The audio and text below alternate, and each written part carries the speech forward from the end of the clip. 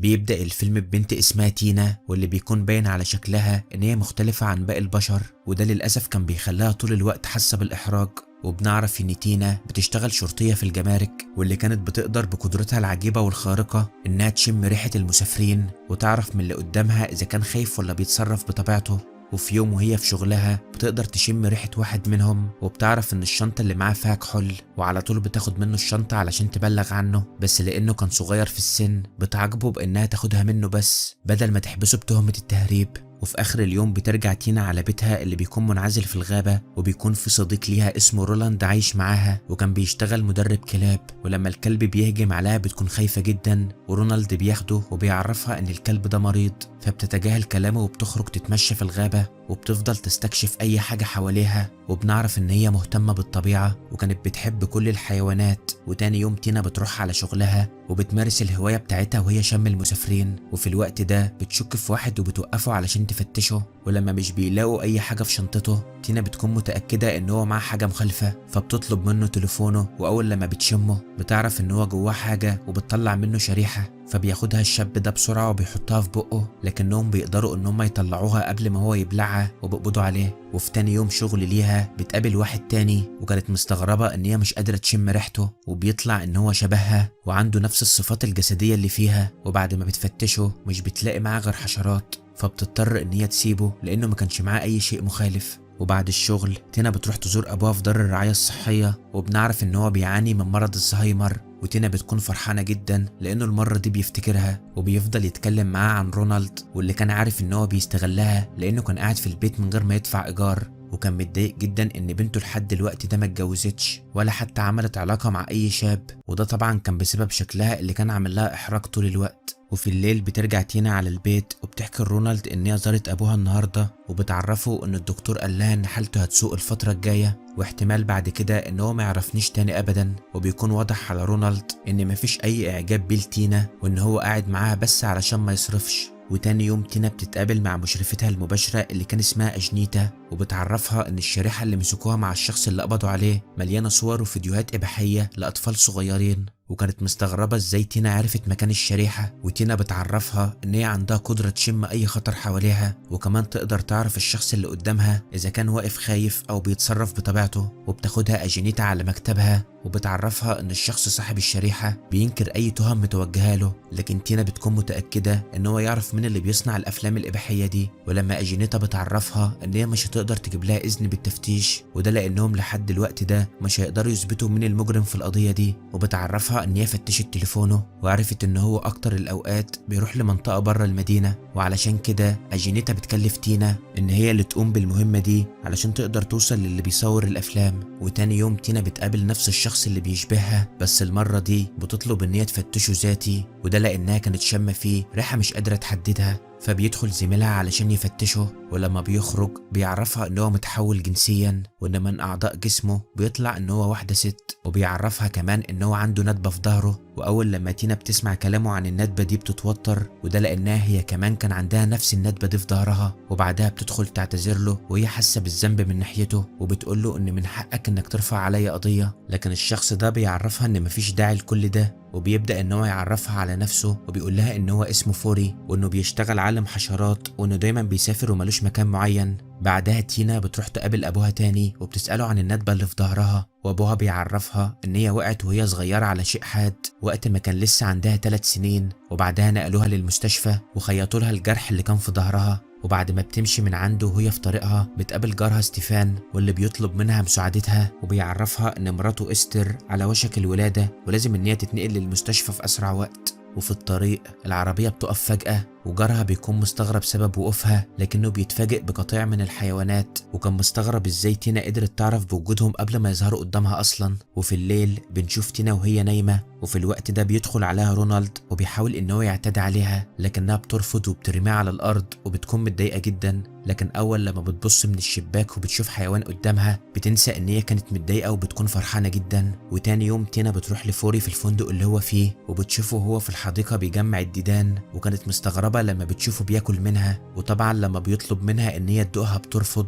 فبيضطر ان هو يحط لها واحده في بقها غصب عنها، والغريب ان طعمها بيعجبها. ولما بتساله ايه رايه في الفندق اللي هو فيه بيعرفها ان المكان مش عاجبه لكنه مضطر يقعد فيه. وفي اخر اليوم بترجع تينا مع فوري على البيت وبتكون عايزاه يسكن معاها وتأجر له اوضه من البيت. وبعدها بتعرفه على رونالد وبيدخلوا الاوضه، ولما فوري بيسالها عن العلامه اللي في وشها بتعرفه ان البرق صعقها لما كانت صغيره، فبيقول لها ان هو كمان عنده نفس العلامه في صدره وبيفرجها عليها وبيقرب منها، لكن تينا بتتهرب منه وبتسيبه علشان تروح تنام. وبعدها بنشوف رونالد اللي كان باين عليه ان هو مش حابب وجود فوري معاه. وتاني يوم بنشوف تينا وهي مع زميلها علشان يراقبوا الشخص المطلوب، وفي الوقت ده بيظهر قدامها وتينا بتشم ريحه غريبه فيه وكانت حاسه ان هو له علاقه بالجنس والاغتصاب، فبتدخل وراه بسرعه علشان تعرف الشقه اللي هو هيدخلها. وزميلها اللي كان معاها بيعرفها ان هو قلقان لان هم معهمش امر بالتفتيش، بس تينا ما بتهموش كلامها وبتبدا ان هي تستخدم قوتها الخارقه وبتفضل تشم في المكان اللي هي فيه لحد ما بتبقى متاكده ان في طفل صغير موجود في المكان ده. لكن فجاه شقه من اللي موجودين قدامها بتفتح وتينا بتتوتر، لكن زميلها بيقدر يتصرف وبياخدها وبيمشوا. وبعدها تينا بتروح تقابل اجنيتا وبتقول لها ان هم المفروض يكونوا حذرين اكتر من كده، وتينا بتعرفها ان هي متاكده ان في طفل موجود جوه وممكن يكون الطفل ده مخطوف. وبعد الشغل بنشوف تينا وهي مع فوري وبتبدا ان هي تحكي له اكتر عن نفسها وبتعرفه انه وهي صغيره كانت طول الوقت شايفه انها وحشه، فبيضحك فوري على كلامها وبيعرفها ان هي مش وحشه ولا حاجه، لكن تينا كانت بتتألم من جواها لانها لحد الوقت ده لا اتجوزت ولا عملت اسره. وبعدها بنشوفها مع استر وهي شايله بنتها الصغيره، لكن الطفله بتخاف منها وبتفضل تعيط، فبتضطر استر ان هي تاخدها منها. وبيدخل ستيفن وبيكون معاه فوري وبيعرفوا ان هو جارهم الجديد وبيفضل يلعب مع البنت الصغيره. وبعدها بيرجع لاوضته تاني وبنشوفه وهو عمال يتوجع من الالم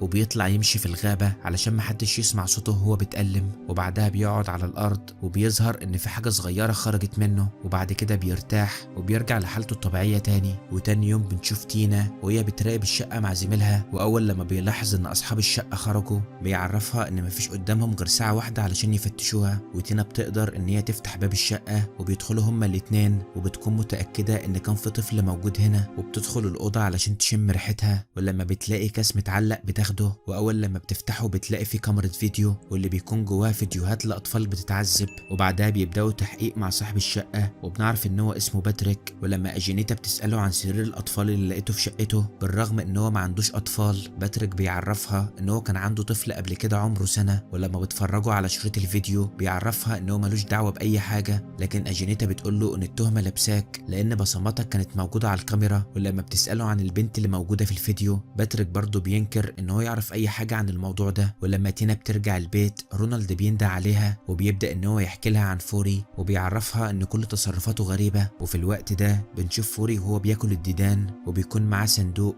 بيحطه في التلاجة وبيقفل عليه. وتاني يوم رونالد بيسافر علشان يحضر عرض للكلاب وبيطلب من تينا ان هي تتصل عليه لو احتاج لحاجه. وبعد لحظات فوري بيخبط عليها وبيدخل يقعد معاها، لكن فجاه بيسمعوا صوت البرق وهما الاتنين بيكونوا مرعوبين من الخوف لدرجه ان هما بينزلوا تحت الترابيزه. وفي الليل بنشوفهم وهما مع بعض في الغابه. وبعد كام يوم بيرجع رونالد على البيت وبيشوف تينا وفوري وهما بياكلوا مع بعض وبيكون مستغرب ان العلاقه اللي بينهم اتطورت. وتاني يوم تينا بتروح على شغلها وبيكون باين عليها التعب والارهاق لدرجه ان زميلها بيسمع صوت ازاز كحول مع الركاب وبيستغرب ان هي مش شامه ريحتهم، فبيقول لها ان الاحسن انك تاخدي اجازه لانك تعبانه ولازم ترتاحي. وفي الليل فوري بيقول لها انت حياتك كلها طبيعيه وكفايه انك قدرتي تتعاملي مع البشر وانك عندك وظيفه وبيت وجيران. وبيبدا ان هو يحكي لها عن نفسه وبيعرفها ان هو اتعمل على جسمه تجارب طبيه في السبعينات وده خلاه يعيش بعدها 10 سنين في عذاب لحد ما دخل دار رعايه الايتام. وبيعرفها ان كل الجنس البشري اشرار، واكبر مثال على كلامي ان ابوكي نفسه بيكذب عليكي طول عمرك. واول لما بيطلع النهار تينا بتروح لابوها علشان تعرف منه هو كذب عليها في ايه، وبتساله مين هم اهلي، لكن ابوها بيتعصب عليها وبيفضل يزعق لها والممرضه بتدخل لهم وبتخرجها. وبعدها تينا بترجع البيت وهي منهاره، ومن كتر ما هي كانت متضايقه بتكسر التلفزيون بتاع رونالد وبتعرفه ان ده اخر يوم ليه معاها في البيت. وبعدها بتروح لفور في اوضته وكانت مستغربه ان هو قافل التلاجة علشان محدش يعرف فيها ايه. ولما بتساله ايه اللي انت عاينه في التلاجة ما بيرضاش ان هو يقول لها، وبيعرفها ان كل واحد فينا عنده خصوصياته، ولما بتعرفه ان هي طردت رونالد من البيت بيكون فرحان جدا بالخبر ده، وبعدها بترجع تاني على اوضتها لكن بتتفاجئ بصوت جوه التلاجة، ولما بتحاول ان هي تفتحها بتلاقي جواها صندوق، وكانت الصدمة ليها لما بتفتح الصندوق ده وبتلاقي فيه طفل صغير شكل مخيف، وطبعا بتكون مرعوبة من الخوف وبترجعه التلاجة تاني. وتاني يوم بتحضر التحقيق مع صاحبة الشقة ومرات باتريك، وبتعرفها وهي منهارة ان محدش فيهم اذى الاطفال، وقالت لها ان هي شافت الشخص اللي طلب منها يعمل كده مرة واحدة بس، وان هو كمان اللي كان بيجيب لهم الاطفال.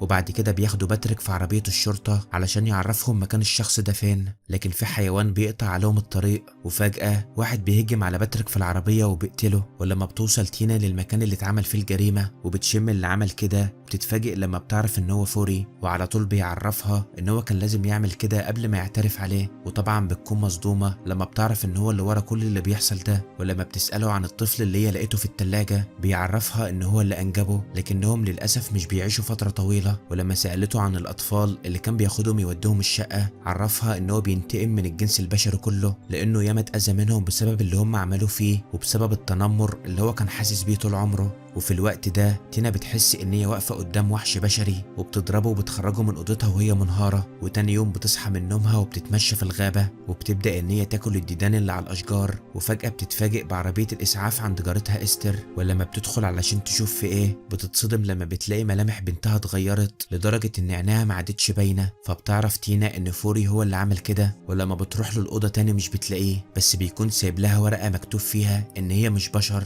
وبيطلب منها ان هي تقابله عند المركب. ولما بتروح له بيكون مستغرب ان هي سمعت كلامه وراحت له، وبيطلب منها ان هم يتحدوا مع بعض ويجمعوا عدد كبير منهم، لكن بتطلع ان هي كانت عامله له كمين، والشرطه بتيجي علشان تقبض عليه. لكن للاسف بيقدر فوري ان هو يهرب وبينط في الميه. وبعدها تينا بتروح تقابل ابوها تاني، بس المره دي بيبدا ان هو يحكي لها على الحكايه كلها، وبيعرفها ان هو كان بيشتغل في مستشفى الامراض النفسيه، وهناك قابل اهلها وباقي عشيرتها، ووقتها اتعرض عليه ان هو يربيها ويخلي باله منها. وبيعرفها ان هي اسمها الحقيقي ريفا، وان اهلها كلهم ماتوا واتدفنوا في المقبره القديمه. وطبعا تينا بتكون مصدومه من اللي هي سامعاه، وبتروح لهم المقابر علشان تزورهم. وبعد كام يوم بتتفاجئ تينا بصندوق قدام البيت، وكانت الصدمه ليها لما بتفتحه وبتلاقي نفس الطفل موجود فيه، بس بيكون كبر شويه، فبتاخده وبتقرر ان هي تربيه. ولما بتحس ان هو جعان بتبدا ان هي تاكله من الحشرات، والطفل بيضحك وبيخلص الفيلم على كده. لو كنت مكمل معايا لحد الوقت ده فاكيد ملخص الفيلم عجبك، فيا ريت ما تبخلش عليا باللايك والاشتراك في القناه علشان تتابع معايا اقوى ملخصات الافلام. ولو كان عندك اقتراح لاي فيلم عايز تشوف تلخيصه اكتبه في كومنت. وتحياتي لكل اخ واخت متابعيني، يلا سلام.